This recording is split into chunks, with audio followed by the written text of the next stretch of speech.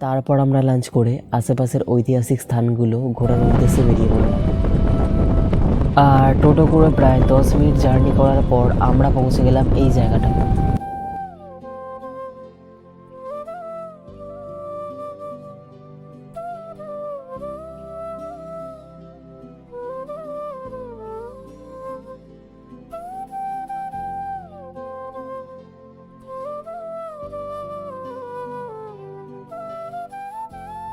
আর এই জায়গার বাকি ইতিহাসটা তোমরা গাইডের কাছ থেকে শুনে নাও।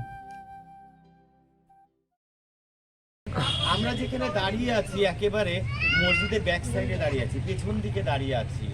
আমরা ধীরে ধীরে এই মসজিদের একেবারে ফ্রন্টে চলে যাব। ওখানে সাহিত্য আছে বাংলা, বিহার, উড়িষ্যার প্রথম স্বাধীন নবাব মুর্শিদ কুলি খান। এই সুন্দর গার্ডেন বাগান দেখতে পাচ্ছেন, আজ থেকে প্রায় 300 বছর আগে নবাব মুর্শিদ কুলি খান আদেশে এখানে সপ্তাহে 2 দিন সবজির বাজার বসত। সে কারণে জায়গাটার নাম হয়েছে সবজি কাটরা মস্ক। এই কাটরা মিন্স মার্কেট, বাজার। এটা একটা আরবি ওয়ার্ড, আরবি শব্দ। কাটরা মানেই বাজার। পাশে দুটো মিনার দেখতে পাচ্ছেন, 70 ফুট উঁচু দুটো মিনার। বাংলায় বলা হয় একে বুরুজ। বাইরে থেকে যেন কোনো শত্রুপক্ষ এই মসজিদকে অ্যাটাক করতে না পারে 24 ঘন্টা এখানে সৈন্য সামন্ত মোতায়েন রাখা হতো। এবং ভোরবেলা আরবিয়ান আজান দিত মুসলিমগণেরা।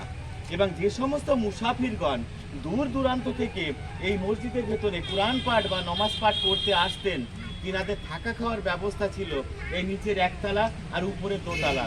এগুলোকে বলা হচ্ছে আপনার মুসাফিরখানা বা গেস্ট হাউস বা ছাত্রাবাস। এক কথায় আজ থেকে প্রায় 300 বছর আগে এই কাটরা মসজিদটা একটা ইসলামিক লার্নিং সেন্টার হিসেবে ব্যবহৃত হতো, ইসলামিক শিক্ষা কেন্দ্র। দেওয়ালের গায়ে লক্ষ্য করুন যে রিভার্স টি গুলো দেখতে পাচ্ছেন, উল্টো টি, ইংরেজি লেটারের উল্টো টি দেখুন দেওয়ালের গায়ে। এই পুরো মসজিদের চারিদিকে তাকাবেন, এই উল্টো টি পরিলক্ষিত হবে। এর কারণ হলো আজ থেকে 300 বছর আগে কোনো ইলেকট্রিসিটি ছিল না, কোনো বিদ্যুৎ বা কারেন্ট ছিল না। তাই কোনো উৎসব অনুষ্ঠানে নবাবেরা সোনার প্রদীপ জ্বালিয়ে পুরো মসজিদকে আলোকিত করে রাখতেন। আর এই দরজাগুলো নিচু করার কারণ হলো কোনো মন্দির বা মসজিদে প্রবেশ করতে হলে মাথা নিচু করে সম্মান জানিয়ে প্রবেশ করতে হয়। মানে আগে যাই।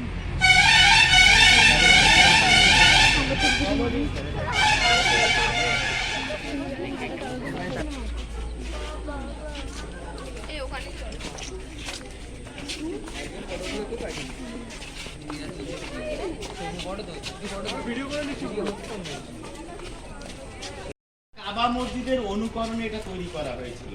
আমরা এক্ষুনি ভেতরে প্রবেশ করব, তার আগে নিচে তাকিয়ে দেখুন, সুড়ঙ্গ দেখতে পাচ্ছেন?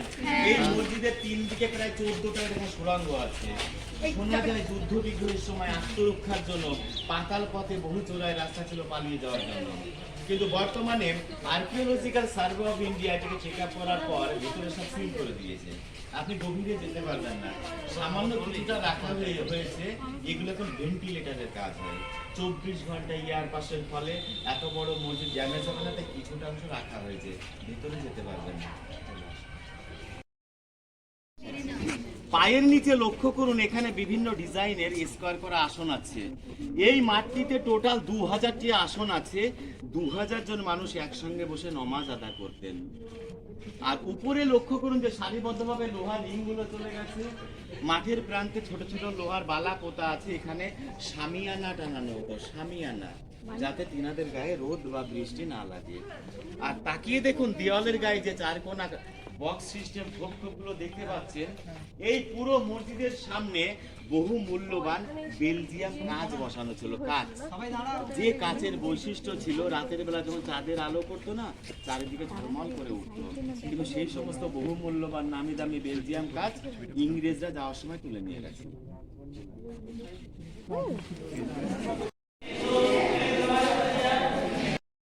এখানে একসঙ্গে 5টা গম্বুজ ছিল, পঞ্চ গম্বুজ। এই গম্বুজের বৈশিষ্ট্য হলো এখানে কোনো লোহা বা সিমেন্টের ব্যবহার হয়নি। তাহলে কি ব্যবহার হয়েছে? এখানে চুন, সুরকি, ডিমের কুসুম, বটের আঠা, মেথি জল, খয়ের জল, চিটিয়ে গুড় ইত্যাদির সংমিশ্রণে ইটের উপর ইট সাজিয়ে আর্চের উপর বসানো আছে, খিলানের উপর, ব্যালেন্সের উপর বসানো আছে। একেই বলা হয় ইসলামিক আর্কিটেকচার। তো দেখুন, বাইরে নমাজ পাঠ হতো, এখানে ধর্ম নিয়ে ডিসকাশন হতো। এই 3টে সিঁড়ির উপরে মৌলভী সাহেব দাঁড়িয়ে কোরআন পাঠ করাতেন। উপরে একটা কোষ্ঠী পাথরে লেখা আছে, যিনারা মুসলিম সম্প্রদায় তিনাদের একটা পবিত্র কলমা এখানে লেখা আছে। এখানে লেখা আছে, ওনারা 24 ঘন্টায় এই কথাটা বলেন। এখানে লেখা আছে লা ইলাহা ইল্লাল্লাহু মুহাম্মাদুর রাসূলুল্লাহ। এই কথার অর্থ হলো আল্লাহ এক, অদ্বিতীয় এবং মুহাম্মদ তার প্রেরিত রসূল। রসুল মানে দূত, Messenger. Allah is Almighty and Mohammad is his Messenger.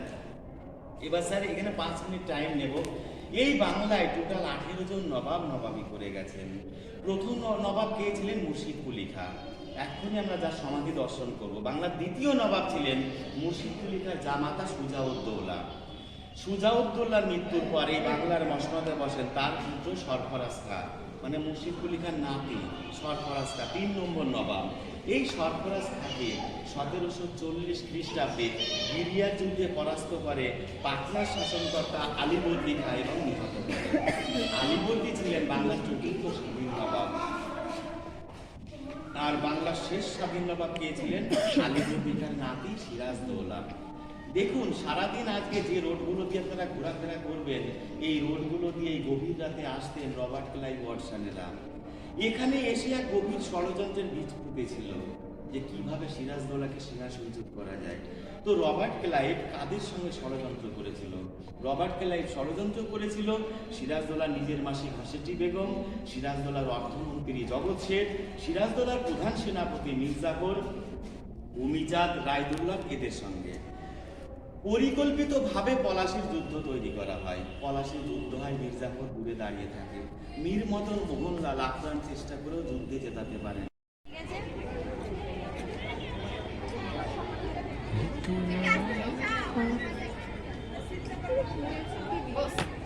আর তারপর আমরা চলে এলাম জাহানকুসা কামান দেখতে।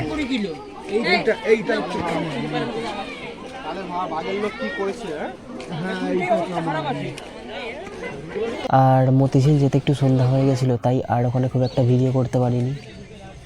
আর তারপর হোটেলে ফিরে শুরু হলো আমাদের নাচ গান।